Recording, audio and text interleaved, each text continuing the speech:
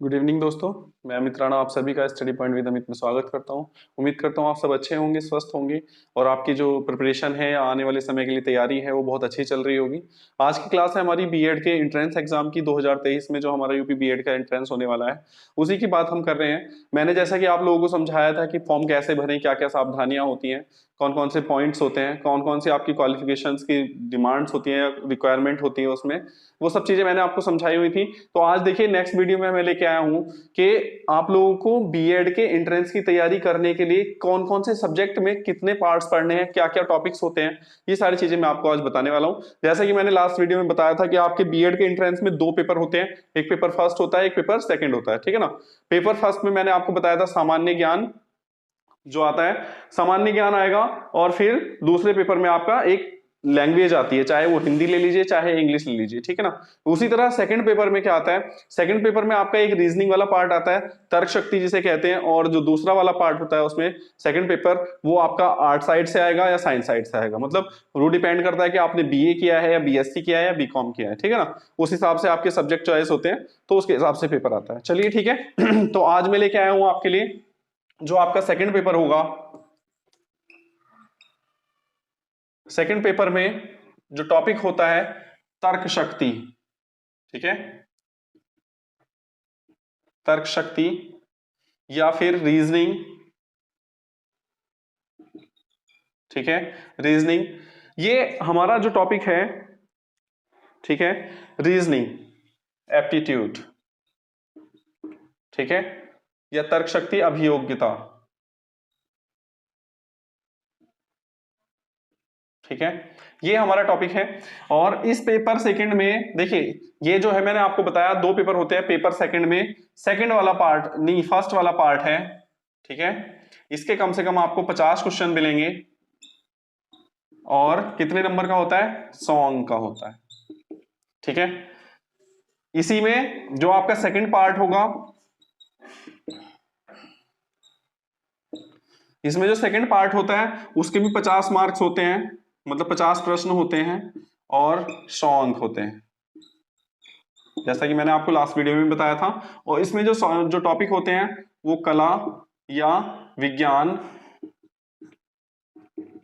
ठीक है, इसके हिसाब से होते हैं। कला में अगर होगा तो इतिहास, भूगोल, नागरिक शास्त्र, शास्त्र आता है, राजनीति विज्ञान आता है, और विज्ञान की बात करें अगर तो इसमें आपका भौतिक विज्ञान, रसायन विज्ञान, बायोलॉजी, बॉटनी सब कुछ आता है, ठीक है ना। तो ये डिपेंड करता है कि आप किस स्ट्रीम से या किस वर्ग से डिपेंड करते हो या संपर्क रखते हो, तो उसी हिसाब से आपके पेपर बनेगा। तो आज बात करने वाले हैं हम रीजनिंग एबिलिटी की, ठीक है ना, रीजनिंग एप्टीट्यूड की। तो देखिए इसमें क्या क्या कौन कौन से सब्जेक्ट होते हैं, कौन कौन से चैप्टर आते हैं आपके, इस चीज का ख्याल रखिएगा, कैसे कैसे हमें तैयारी करनी है। देखिए सबसे पहले आता है वर्गीकरण।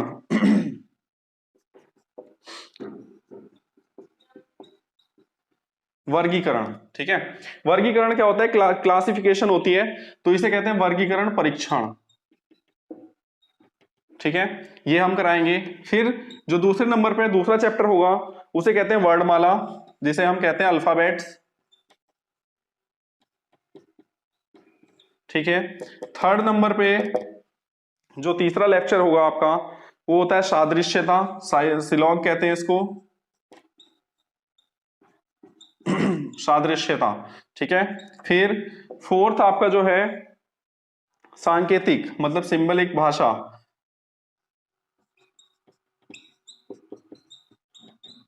सांकेतिक भाषा या कह लीजिए कोडिंग डिकोडिंग, ठीक है। फिर देखिए फिफ्थ नंबर पे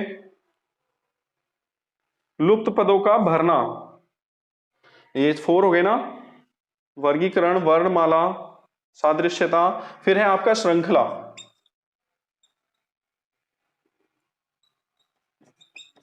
श्रृंखला, ठीक है, सीरीज, श्रृंखला परीक्षण, ठीक है। फिर है आपका 6 नंबर पे आपका है लुप्त पदों को भरना, जो रिक्त स्थान होते हैं उसमें कहीं ना कहीं आपको अपनी लॉजिक यूज करके उसको फिल करना होता है, ठीक है। फिर देखिए 7 नंबर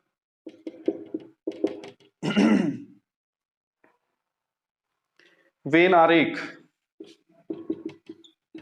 वेन आरेख भी एक आपका चैप्टर आता है, इसमें बहुत अच्छा चैप्टर होता है।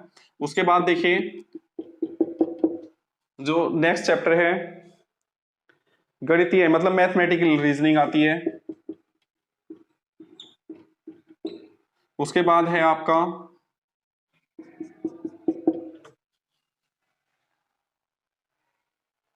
व्यवस्थित क्रम मतलब अरेंजमेंट, व्यवस्थित क्रम, ठीक है। फिर है आपका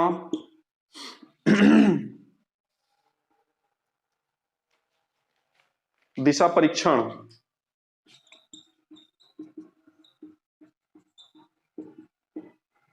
उसके बाद है आपका, ये सब चैप्टर आपको सब तैयार करने हैं और यहां से क्वेश्चन आपके पूछे जाते हैं, ठीक है ना।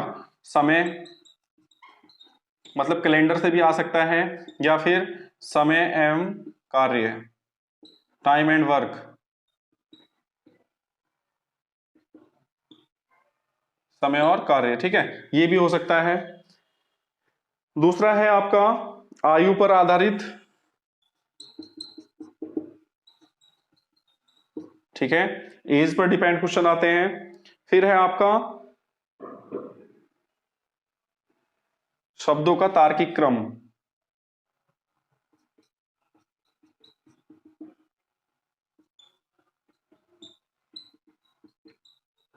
शब्दों का तार्किक क्रम, ठीक है।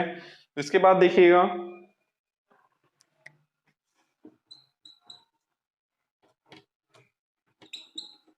पहेली परीक्षण, ठीक है, पहेली जानते हैं आप क्या होता है। फिर आपका आता है स्लॉग,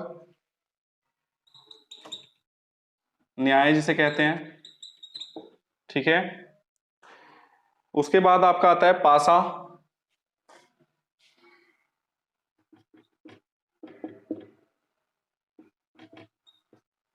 ठीक है।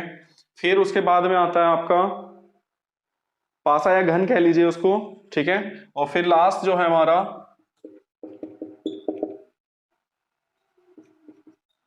वर्गीकरण,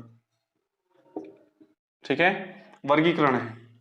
तो ये जो है आपके टोटल चैप्टर हैं, कितने चैप्टर हैं आपके 17 चैप्टर है, मतलब 17 चैप्टर हैं, ठीक है। और 17 चैप्टर में कम से कम आपकी 3-3 क्लासेस भी अगर देखें तो कितना हो गया, मतलब 50 to 60 क्लासेस, मतलब 2 महीने का टाइम तो लगता ही लगता है। अगर 3 क्लास में हमने एक चैप्टर भी खत्म किया, पहली बात तो 3 में होता नहीं क्योंकि प्रैक्टिस भी करनी होती है और समझाना भी होता है, तो तो 3 क्लास में अगर हमने एक चैप्टर किया तो कम से कम 60 दिन आपके इसी प्रिपरेशन में लगते हैं, ठीक है ना। जबकि आप डेली डे टू डे पढ़ते रहें, समय निकालते रहें, हर एक सब्जेक्ट को अपना समय देंगे, तब जाके आपका सिलेबस कवर अप होगा।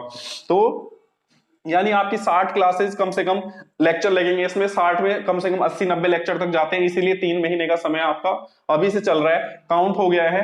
क्योंकि देखिए अगर बात करें हम अप्रैल लास्ट है तो जून में जाके आपका एग्जाम हो जाएगा, तो यानी आपके पास बचा है केवल मई और जून, ठीक है ना। तो हम ये मान के चल रहे हैं कि मार्च ले लीजिए, अप्रैल ले लीजिए, मई ले लीजिए, जून ले लीजिए, यानी 3 महीने में आपका पूरा सिलेबस यहाँ से खत्म हो जाएगा।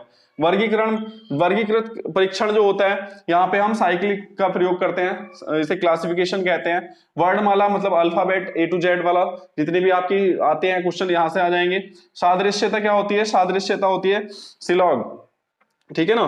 फिर है आपकी सांकेतिक मतलब कोडिंग डिकोडिंग, ठीक है। उसके बाद श्रृंखला क्लासिफिकेशन, लुप्त पदों को भरना मतलब जो रिक्त स्थान होते हैं वो कैलकुलेशन से या रीजनिंग से या किसी तरह से उसको भरना होता है, उसमें देखना पड़ता है क्या चल रहा है कैसे चल रहा है वो, ठीक है ना। फिर बेन आरेख होते हैं, ठीक है, बेन आरेख के करेंगे। फिर मैथमेटिकल रीजनिंग होती है, मैथमेटिकल रीजनिंग हो जाएगी।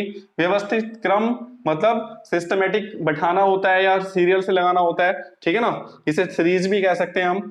फिर है हमारा डायरेक्शन परीक्षण, ठीक है ना। डायरेक्शन परीक्षण मतलब जब हमें दिशाओं का परीक्षण करना होता है, कभी कभी दिशा से रिलेटेड क्वेश्चन पूछ लेता है। फिर है आपका समय, टाइम एंड वर्क भी हो सकता है, कैलेंडर भी हो सकता है, दोनों चीजें हमें पढ़नी है। फिर है आपका आयु, आयु से रिलेटेड क्वेश्चन 101% आता है हर बार, ठीक है। शब्दों का तार्किक क्रम, मतलब जो अल्फाबेट है उसका तार्किक क्रम एक मतलब सीरीज होती है, वो समझनी होती है।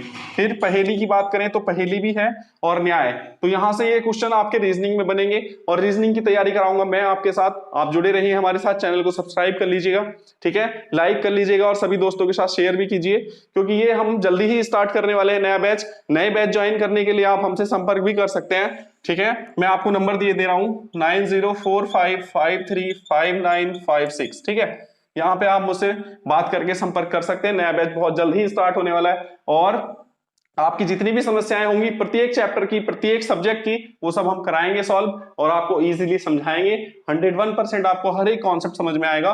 बस बने रहिए हमारे साथ, ठीक है। तो आज के लिए इतना ही, बाकी की नेक्स्ट क्लास में मिलते हैं, बाय।